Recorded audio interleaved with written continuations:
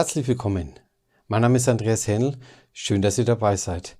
Kann ein Team aus Andreas Neumann, Andreas Rieger und Andreas Hähnel den jetzigen Weltrekord über 2644 Kilometer mit einem reinen Elektrofahrzeug schlagen?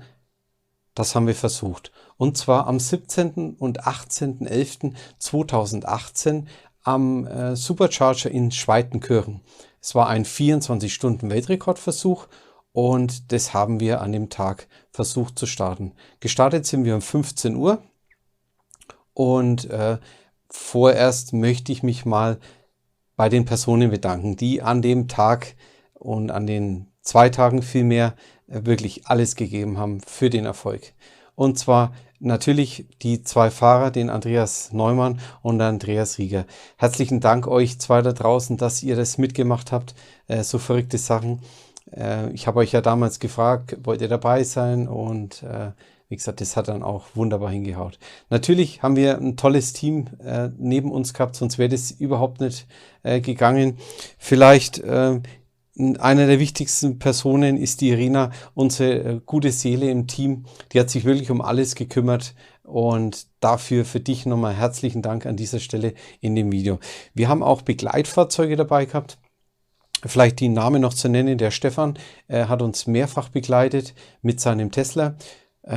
Die Ann-Christine war auch vor Ort, hat uns auch tatkräftig unterstützt. Dafür auch nochmal herzlichen Dank. Auch der Klaus, unser Sponsor, ist mit seinem 100p, hat uns mehrfach eben als Begleitfahrzeug zur Verfügung gestanden. Und dafür auch nochmal an dich, Klaus, herzlichen Dank. Warum Begleitfahrzeug? Vielleicht für euch da draußen kurz zur Erklärung. Und zwar haben wir eine Funkverbindung gebraucht. Deswegen eben dieses Begleitfahrzeug ganz wichtig. Auch um eventuell einen Stau, der eben vor uns lag, dann eben dem zuvorzukommen, das Begleitfahrzeug vorzuschicken. Wie weit ist der Stau? Wie weit ist er von uns entfernt? Und eventuell, dass wir dann eben wenden mit dem Rekordversuch Fahrzeug. Vielleicht mal kurz auf das Auto einzugehen. Das Auto ist ein Tesla Model S 100D, also Allrad. Das ist für mich jetzt so das einzige Fahrzeug, was im Moment in meinen Augen das Tesla Model 3 eben den aktuellen Rekord schlagen kann. Und ich bin felsenfest überzeugt, dass der das auch kann. Deswegen habe ich es auch gemacht.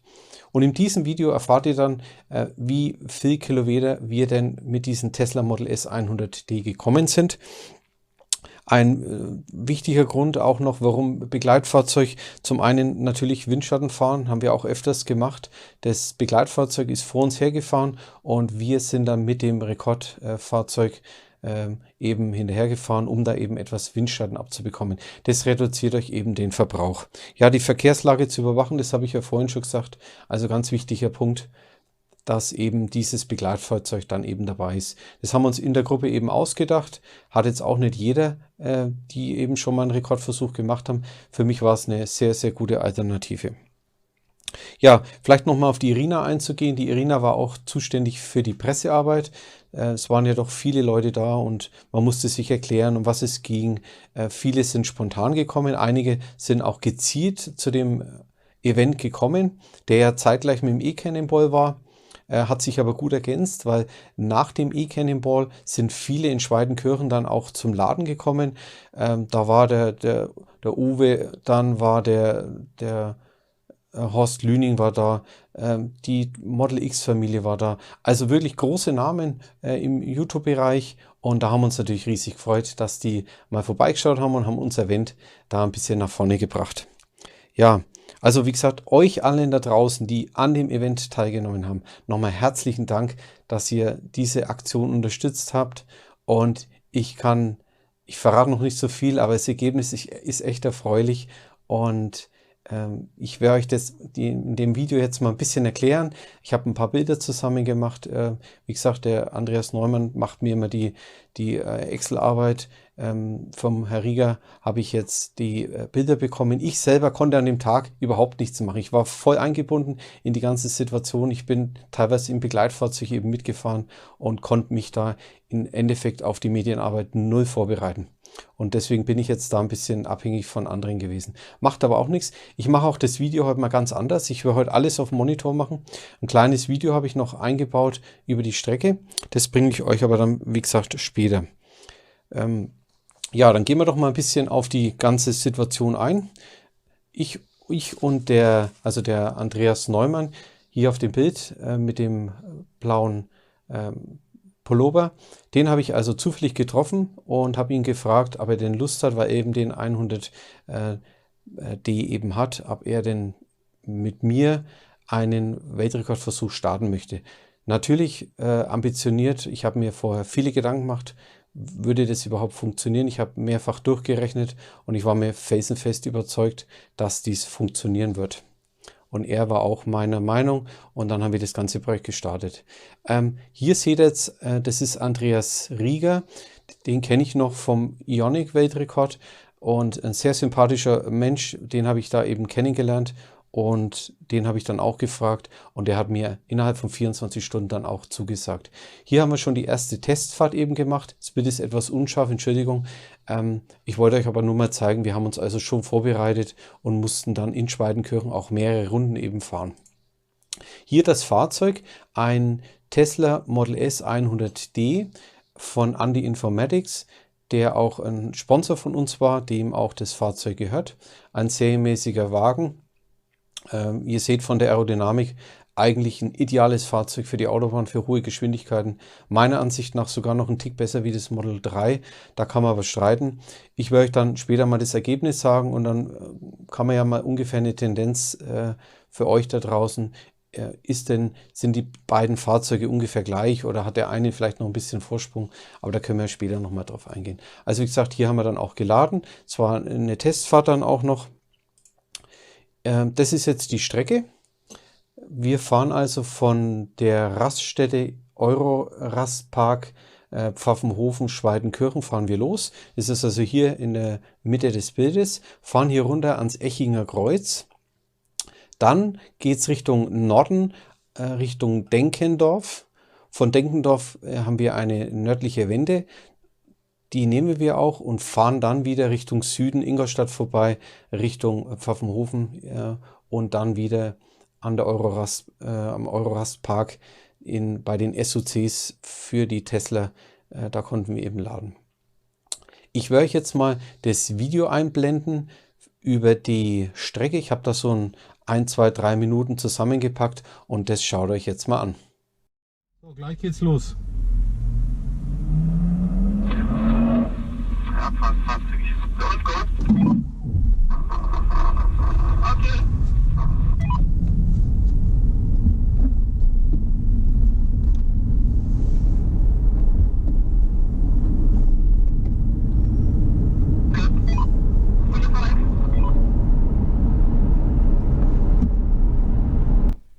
Nach dem gelungenen Start vom Supercharger in Schweidenkirchen werde ich euch nun die Autobahn A9 genau erklären, wie wir hier gefahren sind. Wir biegen jetzt hier ein auf die A9. Beschleunigen sehr schnell hoch.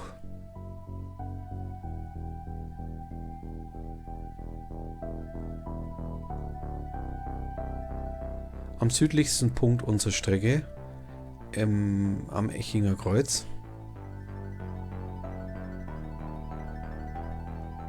müssen wir uns hier in die zweite Spur von rechts einordnen. Hier kommt es meistens zu Problemen, man muss sehr lange hinter einem Fahrzeug herfahren.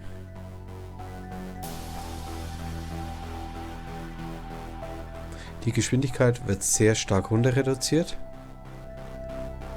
Hier eine sehr enge Kurve. Das Ganze müssen wir zweimal fahren. Am unteren Ende, wie ihr hier seht, ist es sehr schwer zu fahren. Hier kurzes Beschleunigen und unter den Brücken durch. Danach wieder zurück Richtung Nürnberg, wieder auf die A9. Ihr habt also keine Ampel, keinen Zeitverlust. Sicherlich nicht optimal die Wende, aber immer noch besser wie eine Ampel.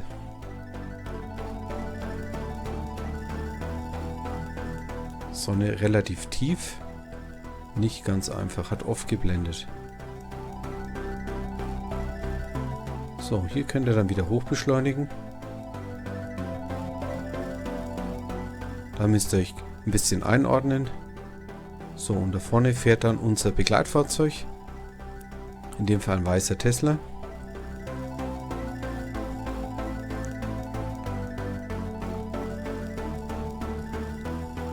So, da sind wir auch öfters Windschatten gefahren, was uns eben den Verbrauch reduziert.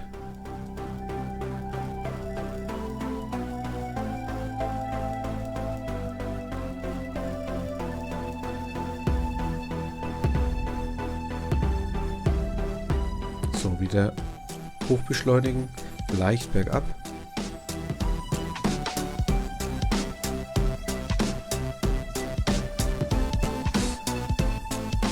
So, nun seht ihr Ingolstadt. Wir fahren also im Endeffekt durch Ingolstadt durch. Dann die nördlichste Wende ist dann Denkendorf. Das ist eindeutig die bessere Wende. Ihr müsst also hier runterfahren. Idealerweise natürlich, wenn kein Auto da ist. In dem Fall fährt ihr jetzt rechts. So, rechts, links schauen. Kurz warten. Wieder hochbeschleunigen. Auch wieder tiefliegende Sonne, nicht ganz ungefährlich. Also immer saubere Scheibe vorweisen bitte. So, dann geht es hier links. Auch wieder Gegenverkehr beobachten. In dem Fall jetzt wieder ein langsamer PKW.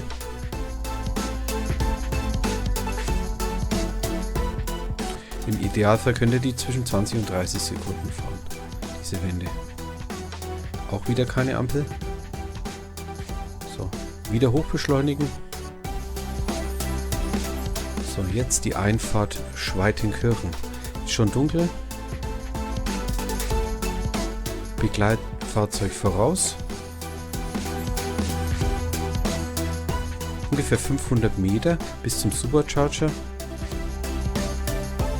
Leider nur einspurig.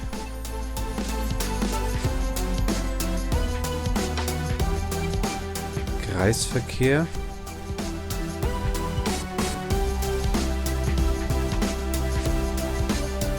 Dann geht es ein kurzes Stück geradeaus, dann gleich links.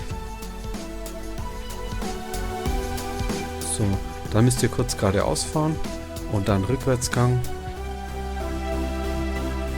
Und dann anstecken und laden. Das mal unsere Strecke für euch.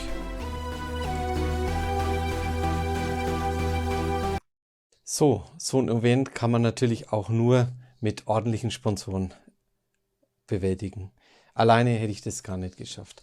Und zwar haben wir folgende Sponsoren gehabt für unsere 24 Stunden elektrische Weltrekordfahrt. Zum einen Tesla Car Rent, die haben uns einen P100 gestellt. Der wurde dann auch um knapp 15 Uhr am Sonntag, den 18. dann auch verlost. Und der Gewinner hat mir auch schon geschrieben, der freut sich riesig auf das Wochenende mit dem Tesla Model S 100p. Also dir nochmal herzlichen Glückwunsch da draußen und viel Spaß mit dem Tesla. Als zweiten Sponsor haben wir Reifen Lorenz. Reifen Lorenz hat uns eben die Kooperation mit Michelin ermöglicht. Die haben uns einen tollen Reifen gestellt und mit dem wir dann auch den Rekordversuch eben gestartet sind. Als nächsten haben wir AD Autokosmetik. Die haben uns das Auto eben ziemlich am Anfang dann auch nochmal aufpoliert, ordentlich gereinigt. Das Auto war nämlich sehr, sehr dreckig und die haben das richtig toll gemacht. Das Auto hat geglänzt und hat ausgeschaut wie neu. Dann haben wir Charge Launch GmbH, die haben uns auch unterstützt, die eine Ladesäulenfirma, die eben rund um das Ladesystem sich da sehr gut auskennen, die haben uns dann eben auch unterstützt. Also euch da draußen Sponsoren nochmal herzlichen Dank, dass ihr diese Aktion von mir mitgetragen habt und es ist ja ein Erfolg geworden, also nicht ganz der große Wurf, aber ich will dann später auch nochmal drauf eingehen. Danke nochmal den Sponsoren. Gut. Dann waren wir beim AD Auto Kosmetik, der uns dann das Auto aufpoliert hat. Hier wurde es dann auch foliert. Wir haben ja mehrere Sponsoren gehabt. Diese Sponsoren haben wir dann aufs Auto geklebt, um das dann auch den Sponsoren eben gerecht zu werden. Wie gesagt, hier Autokosmetik, AD Autokosmetik hat uns dann sehr gut alles verarbeitet und aufgeklebt. Herzlichen Dank dafür nochmal. So, dann waren wir bei Reifen Lorenz in Altdorf. Das ist bei mir in der Nähe.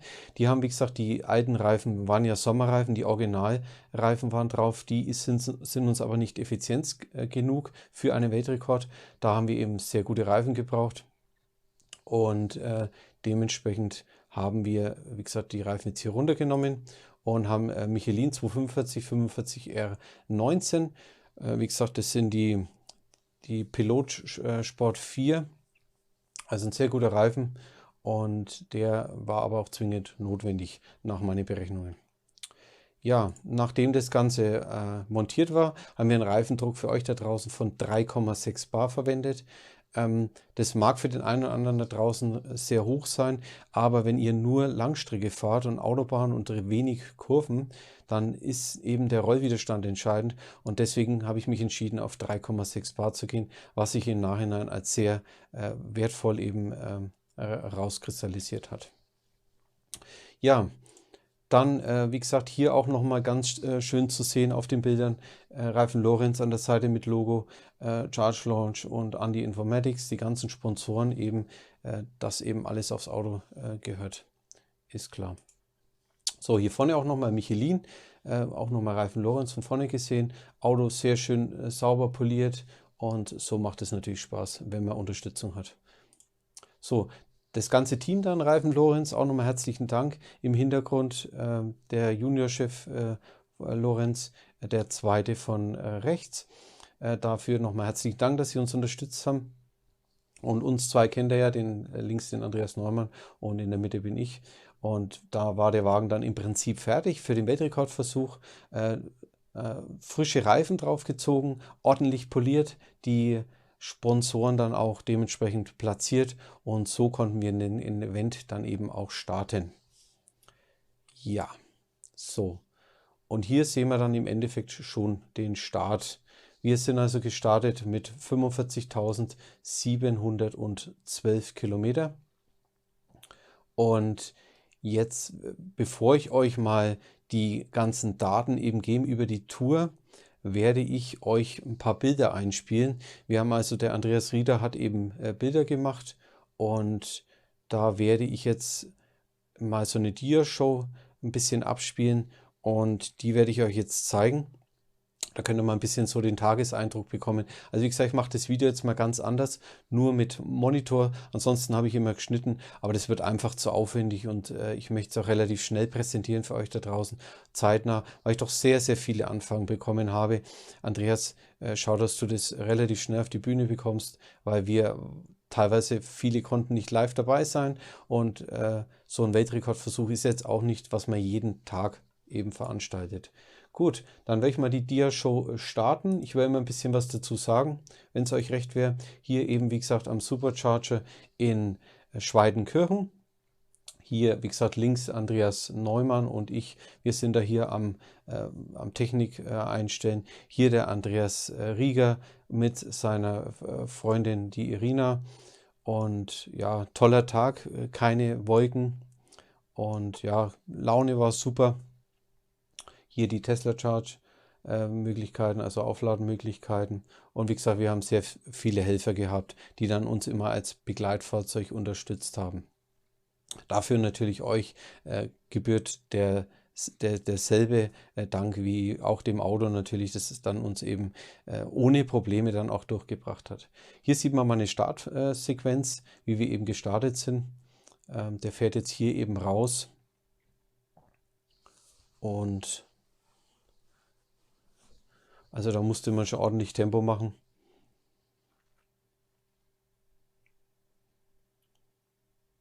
Das Wetter war relativ gut. Wie gesagt, es war halt sehr, sehr windig, aber da kann ich ja später dann auch nochmal drauf eingehen.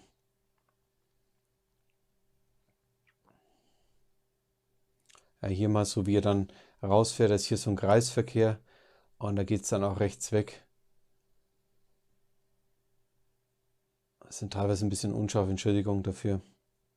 Aber das ist halt durch die Bewegung ist es nicht ganz leicht eben aufzunehmen. Aber ich finde, die Bilder sind sehr, sehr gut geworden.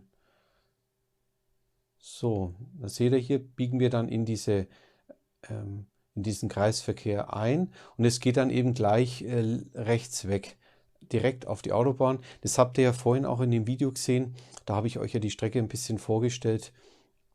Und wie gesagt, dann habt ihr mal ein bisschen Einblick über die komplette über das komplette Streckenprofil dann auch. Ja, hinten dann auch das Begleitfahrzeug in weiß, das uns erstmal immer gefolgt ist. Und auf der Autobahn wurde dann kommuniziert, wie schnell man fährt. Und das war also sehr wichtig für den Test. Ja, hier geht es dann schon gegen Abend zu. Und sieht man, es war glaube ich 17 Uhr. Ich glaube, ich komme da, weil 15 Uhr sind wir gestartet. Ungefähr 2 Stunden weil ich bin ja doppelt gefahren. Ich habe ja den 100% Akku gehabt am Anfang. Und da war so circa 17 Uhr. Und da war es dann auch schon dunkel. Einige Zuschauer waren dann da und haben uns dann auch unterstützt. Haben natürlich neugierig nachgefragt, was wir da machen. Also tolle Aktion, wurde uns eben bestätigt. Ja, ihr seht, es wird immer dunkler und wir diskutieren dann auch immer, wie schnell laden wir, wie hoch laden wir. Haben wir immer wieder rumdiskutiert, weil wir haben natürlich schon vorher getestet, aber hier auch nochmal ein lustiges Bild. Dieses E-Cannonball Elektrobier, das haben wir dann auch bekommen vom Obe, glaube ich, war das. Also dann nochmal herzlichen Dank dafür. Und das war jetzt Sonntag früh hier. Da war dann natürlich wenig los, war kurz vor Sonnenaufgang. Dementsprechend. Und da wird dann wieder losgefahren. Dann war natürlich der Horst Lüning auch da. Da haben wir uns auch riesig gefreut. Er hat dann mal nachgehakt, ja, wie läuft es denn, wie schaut es denn aus? Alles im grünen Bereich. Ich habe aber noch nicht viel preisgegeben, weil zum einen wusste ich noch nicht, wo wir landen zu dem frühen Zeitpunkt. Und ich wollte mir natürlich auch nicht in die Karten schauen lassen. Aber ich habe ihm die wichtigsten Informationen gegeben. Und ja, war eine kurze Begegnung, 1, 2 Minuten und dann musste er wieder weg. Er hat aber dann gesagt, irgendwie kommt Nachmittag nochmal und da kann ich später nochmal drauf eingehen. Weiter. Wie gesagt, das sind jetzt Aufnahmen des Rekordversuch-Fahrzeug, der D100 fährt eben jetzt hier voraus und da sieht man auch mal die Strecken. Polizei war auch da, hat mal geschaut, ob alles in Ordnung ist.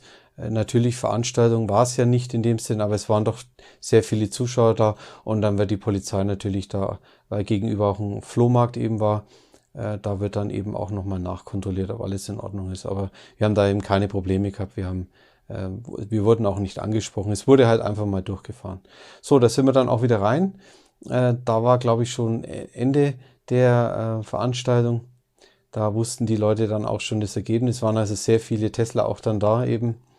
Weil zu dem Zeitpunkt viele vom E-Cannonball eben von München runtergekommen, also raufgekommen sind vielmehr, dann auch zum Laden und war doch eine Menge los. Ja, Freude groß.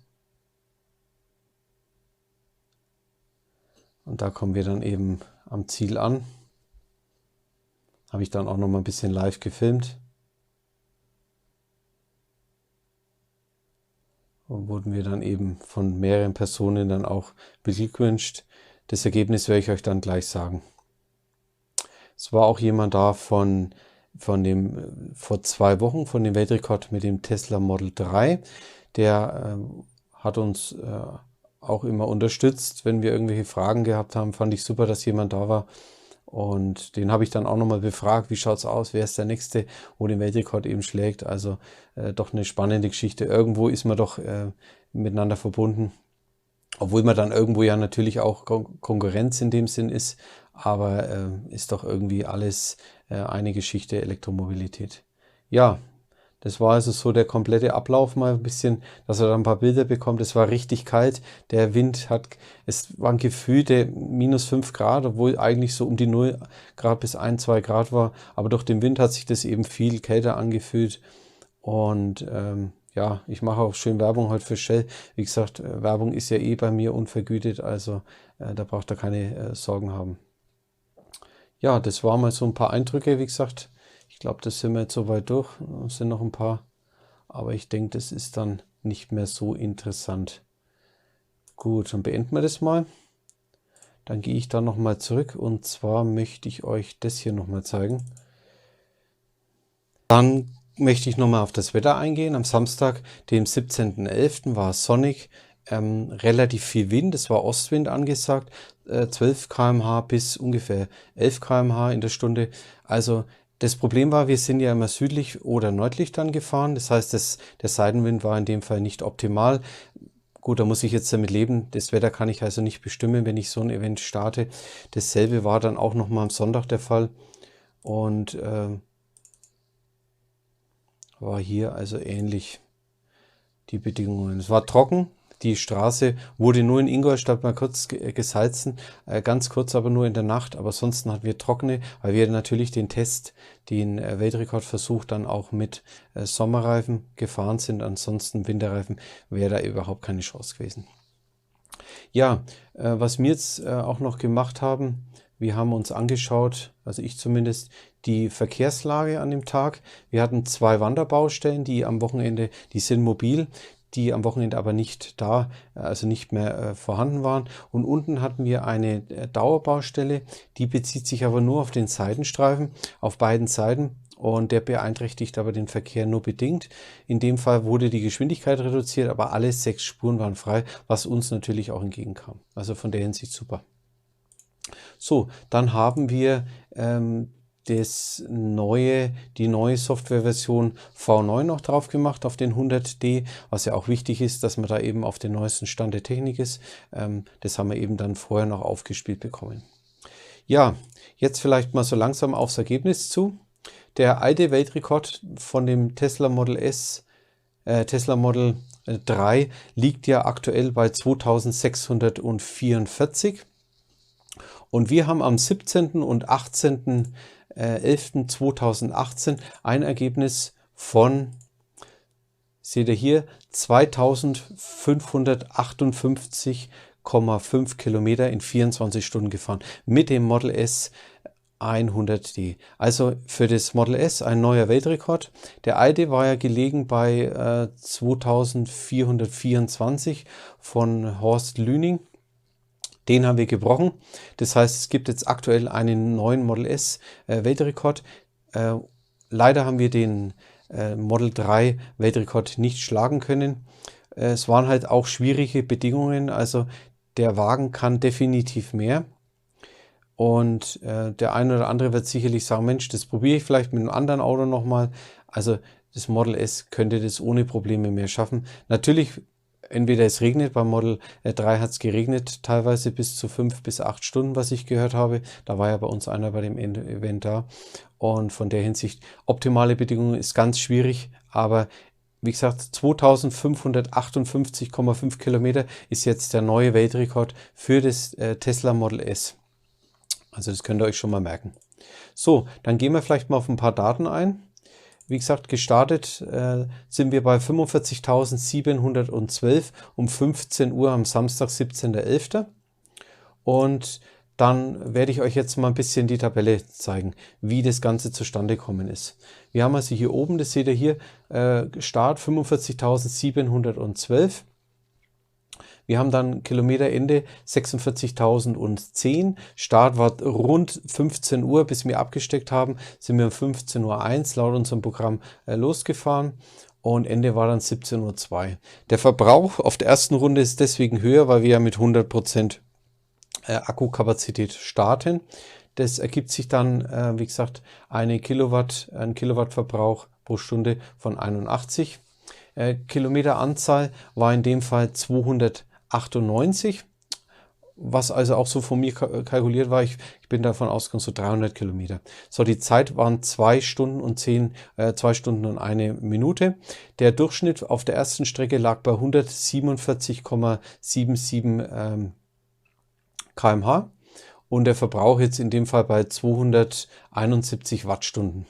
Also 27,1 Kilowattstunden jetzt nochmal umgerechnet. Die Ladezeit betrug 23 Minuten in dem Fall. Die variiert aber auch immer. Das hängt auch immer ein bisschen zusammen. Zum einen, wie ist die Wetterlage? Nachts kälter, weniger Wind, tagsüber mehr Wind, je nach Verkehr natürlich dann auch. Ich werde jetzt nicht alle Punkte eben hier aufsagen, sonst wird das Video auch zu lang. Vielleicht nehmen wir dann irgendwie nochmal einen relativ guten Wert. Verbrauch zum Beispiel, hier haben wir jetzt einen sehr guten Wert, und zwar bei 46.608. Da war dann Start 23:21 Uhr in der Nacht und angekommen sind wir um 0:22 Uhr. Da hatten wir einen Verbrauch von 41,3 Kilowattstunden. Kilometer, wie gesagt, sind immer zwischen 148 und 150. Das kommt halt immer ganz drauf an, wie ihr fahrt. Wenn ihr ganz außen fahrt, ist der Weg, wenn jetzt Linkskurve ist zum Beispiel, eben länger. Ich habe es meistens so gemacht, ich bin in der Mitte gefahren, weil da die Fahrbahn auch etwas besser war. Ganz links war es problematisch, weil wenn von hinten einer gekommen wäre, also ich bin meistens in der Mitte gefahren, dann kann ich eben besser reagieren, falls jemand kommt. Und das hat sich auch bewährt. Dann hat man eine ruhige Fahrt und hat dann rechts und links eben die Möglichkeit, dann auch auszuweichen. Ja, die Zeit war jetzt auch sehr gut hier von 1 Stunde und 1 Minute. Auch Durchschnitt 147,54. Verbrauch wieder 275 Wattstunden und Ladezeit haben wir immer so gemacht, wir sind meistens bei 7 oder 8% Akkukapazität angekommen nach der Tour und sind am Anfang noch bei 49,50, haben uns eingependelt. So war meine Kalkulation ohne Wind. Das hat aber leider nicht funktioniert und da muss man dann dementsprechend höher gehen, bis auf 56% Akkukapazität. Das war dann auch so im optimalen Bereich. Vielleicht nehmen wir mal die beste Fahrt. Wo war die beste Fahrt? Und zwar, muss ich mal schauen, die hier. Das war die 47.506, die bin zufällig auch ich gefahren, das war jetzt aber einer Zufall. Wir sind dann Ende 47.656 und Start war 8:02 Uhr, da war überhaupt nichts los am Sonntag früh. Waren wir fast die einzigen und sind um 9 Uhr wieder angekommen, haben Verbrauch von 43,2 Kilowatt gehabt und Kilometeranzahl um die 150, das habe ich euch ja schon gesagt. Da hatte ich dann eine Zeit von 58 Minuten. Das war also die beste Runde des kompletten Weltrekords und hat sich aber meistens eingependelt um 1 Stunde. Durchschnitt war hier sehr hoch. Da bin ich einen Durchschnitt gefahren von 155,17, Verbrauch von 288 Wattstunden und nachgeladen haben wir dann hier in dem Fall jetzt 24 Minuten. Ja, und so ergibt sich das dann alles.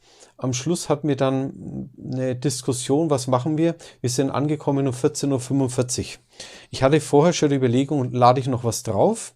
Dann verliere ich aber Ladeleistung oben raus, weil er dann ab 56 eben wesentlich langsamer wird. Oder ich fahre rein, es kostet mir 2 Minuten circa, 2 bis 3 Minuten, lade nochmal ganz kurz auf. Das haben wir auch gemacht. Wir haben dann 8 Minuten nochmal geladen und sind dann hier unten, seht ihr dann auch nochmal, sind wir nochmal 17 Kilometer gefahren. Das war jetzt also meine Taktik. Man hätte es auch sicherlich anders machen können, dass man vielleicht noch den Rest mit reinpackt. Das war mir aber in dem Fall zu langsam, weil der Akku dann eben von der Akku-Ladeleistung eben sehr stark abbaut obenrum.